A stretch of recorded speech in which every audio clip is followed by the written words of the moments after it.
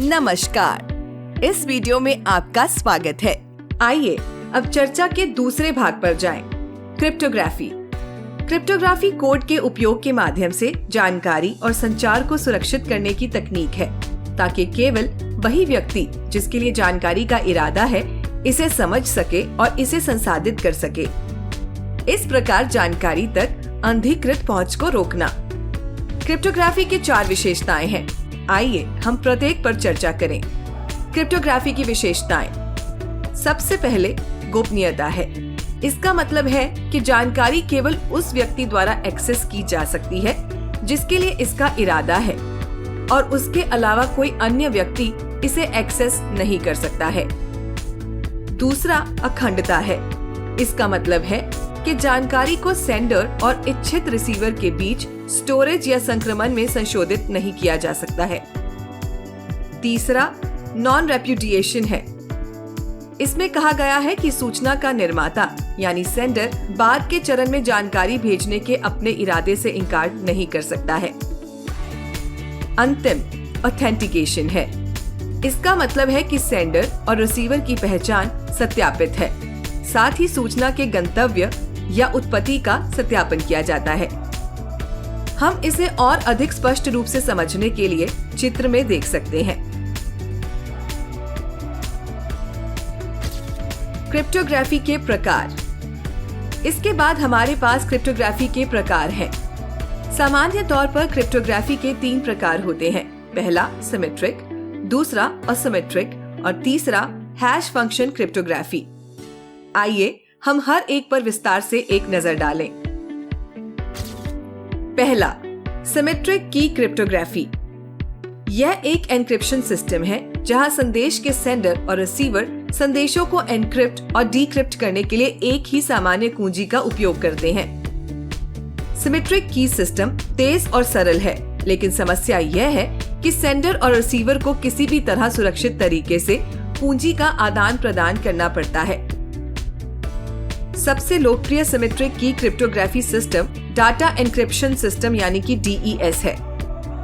इसमें हम सिमेट्रिक की के काम को देख सकते हैं। अगला असिमेट्रिक की क्रिप्टोग्राफी। इस प्रणाली के तहत कीज की एक जोड़ी का उपयोग जानकारी को एन्क्रिप्ट और डीक्रिप्ट करने के लिए किया जाता है। एन्क्रिप्शन के लिए एक सार्वजनिक कीज का उपयोग किया जाता है और डिक्रिप्शन के लिए एक निजी कीज का उपयोग किया जाता है। सार्वजनिक कीज और निजी कीज अलग हैं। यहाँ तक कि अगर सार्वजनिक कीज हर किसी के द्वारा जानी जाती हैं, तो इच्छित रिसीवर केवल इसे डीकोड कर सकता है, क्योंकि वह अकेले निजी कीज जानता है। एक सार्वजनिक कीज जो दूसरों को ज्ञात हो सकती हैं, और एक निजी कीज जो मालिक के अलावा किसी को भी ज्ञात नहीं हो सकती है, प्रत्येक जोड़ी बनाती है। गणितीय समस्याओं पर आधारित क्रिप्टोग्राफिक तकनीकों को वन वे फंक्शंस के रूप में जाना जाता है। ऐसे प्रमुख जोड़े उत्पन्न करने के लिए उपयोग किया जाता है। उदाहरण के लिए RSA, ECDSA, ECC, DSS etcetera. इसमें हम असिमेट्रिक एन्क्रिप्शन को देख सकते हैं। अगले प्रकार पर जाने से पहले आइए पहले असिमेट्रिक की क्रिप्टोग्राफी के फायदों पर चर्चा करें। फायदे। असिमेट्रिक एन्क्रिप्शन के सिमेट्रिक एन्क्रिप्शन पर कुछ फायदे हैं, जो एन्क्रिप्शन और डेटा के डिक्रिप्शन के लिए एक ही की का उपयोग करता है। इन लाभों में से कुछ हैं। नो की शेयरिंग। असममित की क्रिप्टोग्राफी सिमेट्रिक की क्रिप्टोग्राफी के सबसे बड़े दोष को दूर करती है, क्योंकि इसे किसी भी की का आदान प्रदान करने की आवश्यकता नहीं है जो डेटा को डीक्रिप्ट कर सकती है। Proof of owner. चूंकि यह निजी और सार्वजनिक की को एक साथ जोड़ता है, इसीलिए एक संदेश को निजी की का उपयोग करके डीक्रिप्ट किया जाता है। यह सबूत के रूप में खड़ा है कि संदेश सही मालिक से उत्पन्न हुआ है जिसके पास निजी की है। लॉन्गर की लेंथ। की लेंथ एक की में कई बिट्स को दर्शाता है। की एक विशेष क्रम में रैंडम वर्णों का एक समूह है। असिमेट्रिक एन्क्रिप्शन एल्गोरिदम में 4096 बिट्स तक प्रमुख आकार होते हैं, जो साइफर और साइफर टेक्स्ट सिक्योरिटी में काफी वृद्धि करते हैं। Tamper proof. हैकर्स ट्रांसमिशन के दौरान डेटा को संशोधित नहीं कर सकते हैं, क्योंकि ऐसा करने से रिसीवर की निजी की संदेश को डिक्रिप्ट करने से रोक देगी। इस प्रकार रिसीवर को सूचित करेगी कि संदेश के साथ छेड़छाड़ की गई है। इन चिन्हों को देखकर हम बेहतर समझ सकते हैं। असिमेट्रिक की के फायदों पर चर्चा करते समय हम प्राइवेट और पब्लिक की शब्दों पर आए, इसीलिए इसके बारे में अधिक जानने के लिए यह समझते हैं कि पब्लिक और प्राइवेट की एन्क्रिप्शन कैसे काम करता है। असिमेट्रिक की क्रिप्टोग्राफी में प्रत्येक सार्वजनिक की केवल एक निजी की से मेल खाती है। साथ में उनका उपयोग संदेशों को एन्क्रिप्ट और डिक्रिप्ट करने के लिए किया जाता है। यदि आप किसी व्यक्ति की सार्वजनिक की का उपयोग करके किसी संदेश को एनकोड करते हैं, तो वे केवल अपनी मिलान निजी की का उपयोग करके इसे डिकोड कर सकते हैं। अधिक स्पष्ट रूप से समझने के लिए आइए हम एक उदाहरण लेते हैं। बॉब एलिस को एक एन्क्रिप्टेड ईमेल भेजना चाहता है। ऐसा करने के लिए बॉब एलिस की सार्वजनिक की लेता है और उसे अपना संदेश एन्क्रिप्ट करता है। फिर जब एलिस को संदेश प्राप्त होता है, तो वह बॉब से संदेश को डिक्रिप्ट करने के लिए निजी की लेती है, जो केवल उसे ज्ञात होती है। यद्यपि हमलावर सर्वर से समझौता करने और संदेश को पढ़ने की कोशिश कर सकते हैं, वे असमर्थ होंगे, क्योंकि उनके पास संदेश को डिक्रिप्ट करने के लिए निजी की कमी है। केवल एलिस संदेश को डिक्रिप्ट करने में सक्षम होगी, क्योंकि वह निजी की के साथ एकमात्र है, और जब एलिस जवाब देना चाहती है, तो वह बस बॉब की सार्वजनिक की का उपयोग करके बॉब को अपना संदेश एन्क्रिप्ट करते हुए प्रक्रिया को दोहराती है। अब तीसरे और अंतिम प्रकार की क्रिप्टोग्राफी हैश फंक्शन क्रिप्टोग्राफी है। इस एल्गोरिदम में किसी भी की का कोई उपयोग नहीं है। निश्चित लंबाई के साथ एक हैश मान की गणना सादे पाठ के अनुसार की जाती है। निश्चित लंबाई के साथ एक हैश मान की गणना सादे पाठ के अनुसार की जाती है, जो सादे पाठ की सामग्री को पूर्ण प्राप्त करना असंभव बनाता है। कई ऑपरेटिंग सिस्टम पासवर्ड एन्क्रिप्ट करने के लिए हैश फंक्शंस का उपयोग करते हैं। सरल शब्दों में हम कह सकते हैं कि हैशिंग डेटा के मूल टुकड़े को डाइजेस्ट या हैश में परिवर्तित करने की प्रक्रिया है। प्रक्रिया संदेश के अपरिवर्तनीय रूपांतरण के लिए क्रिप्टोग्राफिक हैश फंक्शंस का उपयोग करती है। क्रिप्टोग्राफिक कई हैश फंक्शंस का एक समूह है। उदाहरण है SHA-224, SHA-256, SHA-512, KECCAK-256, Whirlpool आदि। यह एक इनपुट डेटा के लिए एक ही हैश उत्पन्न करता है। हालांकि एक भी अक्षर बदलने के कारण हैश पूरी तरह से बदल जाता है। उदाहरण के लिए दोनों संदेशों के आउटपुट में अंतर पर ध्यान दें। आगे बढ़ते हैं हैश फंक्शन की विशेषताओं पर। हैश फंक्शन की विशेषताएं। पहला है डिटरमिनिस्टिक।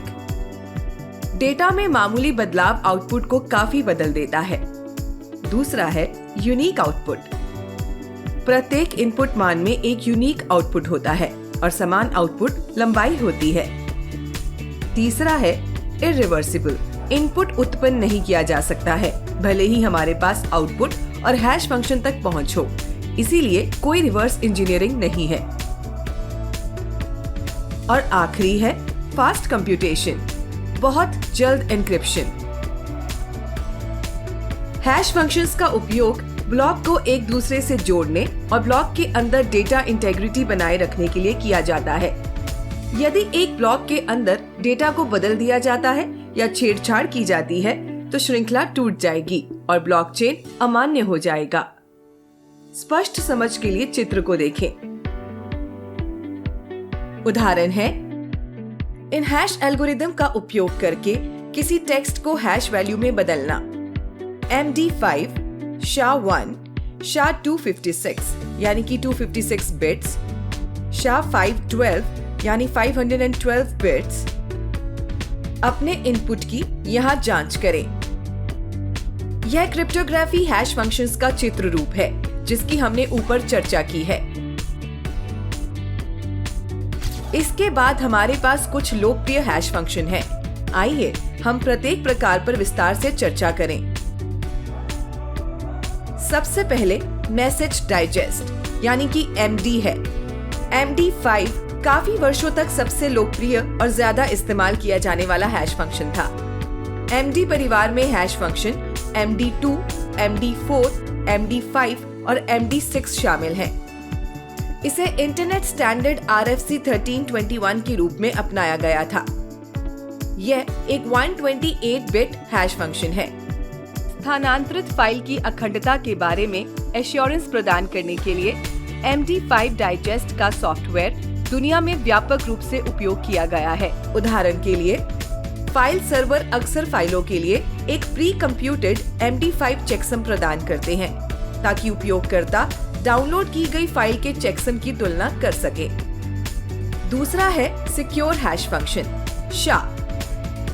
SHA के परिवार में 4 SHA एल्गोरिदम शामिल हैं। SHA-0, SHA-1, SHA-2, SHA-3, SHA-256, SHA-512। हालांकि ये सब एक ही परिवार से हैं, पर स्ट्रक्चरली ये सब अलग हैं। ओरिजिनल वर्जन SHA-0 है, जो एक 160 बिट हैश फंक्शन है। यह 1993 में national institute of standards and तकनीक यानी NIST द्वारा प्रकाशित किया गया था। इसमें बहुत सी कमजोरियां थी, इसीलिए यह बहुत लोकप्रिय नहीं हुई। SHA-1 मौजूदा SHA हैश फंक्शंस का सबसे ज्यादा उपयोग किया जाता है। SHA-1 का मौजूदा SHA हैश फंक्शंस में से सबसे ज्यादा उपयोग किया जाता है। यह सिक्योर सॉकेट लेयर यानी SSL सिक्योरिटी में इस्तेमाल किए जाते हैं। SHA-2 परिवार में 4 और SHA वेरिएंट्स हैं।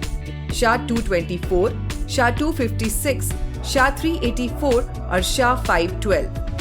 उनके हैश मान में बिट्स की संख्या के आधार पर होते हैं। SHA-2 हैश फंक्शंस पर अभी तक किसी भी सफल हमले की सूचना नहीं मिली है।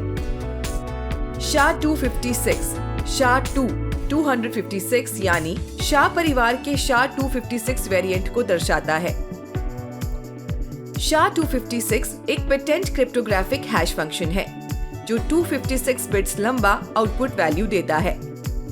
प्रत्येक आउटपुट 512 बिट्स यानी कि 64 बाइट्स आउटपुट देते हैं। यह एल्गोरिदम आमतौर पर ईमेल एड्रेसेस, पासवर्ड हैशिंग और डिजिटल रिकॉर्ड वेरिफिकेशन के लिए उपयोग किया जाता है। SHA-3 जिसे कैचअप के रूप में भी जाना जाता है। NIST SHA-3 प्रतियोगिता के विजेता के रूप में चुने जाने से पहले इसका मूल नाम एक पूरी तरह से नया हैश एल्गोरिदम है, जिसका SHA-1 और SHA-2 से कोई लेना देना नहीं है। तीसरा RIPE-MD है। RIPE-MD का पूर्ण रूप है race integrity primitives evaluation message digest. Hash कार्यों का यह सेट ओपन रिसर्च कम्युनिटी द्वारा डिजाइन किया गया था और आमतौर पर यूरोपीय हैश कार्यों के परिवार के रूप में जाना जाता है। सेट में RIPE-MD, RIPE-MD 128 और RIPE-MD 160 शामिल है। इस एल्गोरिदम के 256 और 320 बिट वर्जन्स भी मौजूद हैं। ओरिजिनल RIPE-MD यानी कि 128 बिट MD4 में उपयोग किए जाने वाले डिजाइन सिद्धांतों पर आधारित है और संदिग्ध सुरक्षा प्रदान करने के लिए पाया गया है। RIPE-MD 128 bit version original RIPE-MD पर कमजोरियों को दूर करने के लिए एक जल्द फिक्स रिप्लेसमेंट के रूप में आया था। RIPE-MD 160 एक बेहतर वर्जन है और परिवार में सबसे ज्यादा इस्तेमाल किया जाने वाला वर्जन है। 256 और 320 बिट वर्जन आकस्मिक टकराव की संभावना को कम करते हैं, लेकिन क्रमशः RIPE-MD 128 और RIPE-MD 160 की तुलना में सुरक्षा के उच्च स्तर नहीं है। अगला है व्हर्लपूल। यह एक 512 बिट हैश फंक्शन है। यह एडवांस्ड एन्क्रिप्शन स्टैंडर्ड यानी कि AES का मॉडिफाइड वर्जन है। डिजाइनरों में से एक विंसेंट रिजमैन था, जो AES का सह निर्माता था। व्हर्लपूल के 3 संस्करण जारी किए गए हैं: व्हर्लपूल 0, व्हर्लपूल T और व्हर्लपूल। आइए अब ब्लॉकचेन में हैश फंक्शन के उपयोग और लाभों पर चर्चा करें। ब्लॉकचेन में हैश फंक्शंस का उपयोग। ब्लॉकचेन में हैश फंक्शंस के लिए कई अलग अलग उपयोग हैं। ब्लॉकचेन में हैश फंक्शंस के कुछ सबसे आम उपयोग हैं: मर्कल ट्री। ये यह सुनिश्चित करने के लिए हैश फंक्शंस का उपयोग करता है कि एक ही जड़ हैश के साथ 2 मर्कल पेड़ों को ढूंढना असंभव है। ये ब्लॉक हेडर के भीतर रूट हैश को संग्रहित करके ब्लॉक हेडर की इंटेग्रिटी की रक्षा करने में मदद करता है और इस प्रकार लेन देन की इंटेग्रिटी की रक्षा करता है। Proof of work consensus. यह एल्गोरिदम एक वैध ब्लॉक को उस ब्लॉक के रूप में परिभाषित करता है जिसके ब्लॉक हेडर में थ्रेशोल्ड मान से कम हैश मान होता है। Digital signatures. Hash function digital हस्ताक्षर का महत्वपूर्ण हिस्सा है जो डेटा इंटेग्रिटी सुनिश्चित करते हैं और ब्लॉकचेन लेनदेन के लिए ऑथेंटिकेशन के लिए उपयोग किए जाते हैं। The chain of blocks. Blockchain में एक ब्लॉक में प्रत्येक ब्लॉक हेडर में पिछले ब्लॉक हेडर का हैश होता है। यह सुनिश्चित करता है कि ब्लॉकचेन में एक भी ब्लॉक को बिना पता लगाए बदलना संभव नहीं है, जैसा कि एक ब्लॉक को संशोधित करने के लिए प्रत्येक निम्नलिखित ब्लॉक के नए संस्करण उत्पन्न करने की आवश्यकता होती है। इस प्रकार कठिनाई बढ़ जाती है। इस प्रकार यह निष्कर्ष निकाला जा सकता है कि हैश फंक्शन ब्लॉकचेन तकनीक का एक महत्वपूर्ण हिस्सा है, जिसका उपयोग ब्लॉकचेन पर संग्रहित डेटा की इंटेग्रिटी और इम्यूटेबिलिटी की रक्षा के लिए किया जाता है। ब्लॉकचेन में हैश फंक्शन के लाभ। हैश कार्यों के 3 लाभ हैं। लाभ इस प्रकार हैं। यह लेनदेन की बैंडविड्थ को कम करता है, डेटा ब्लॉक में संशोधन को रोकता है और लेनदेन के सत्यापन को आसान बनाता है।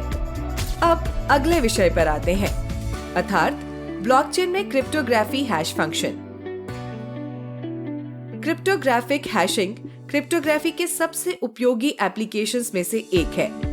ब्लॉकचेन इम्यूटेबिलिटी हैशिंग द्वारा संभव बनाई गई है।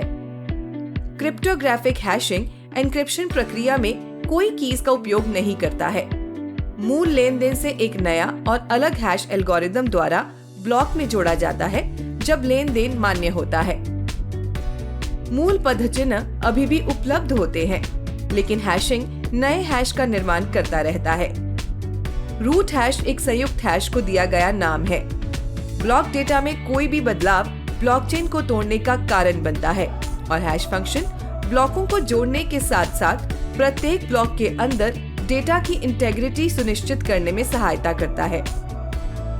हैशिंग फंक्शंस के उदाहरण MD5, SHA-1 और Keccak 256 हैं।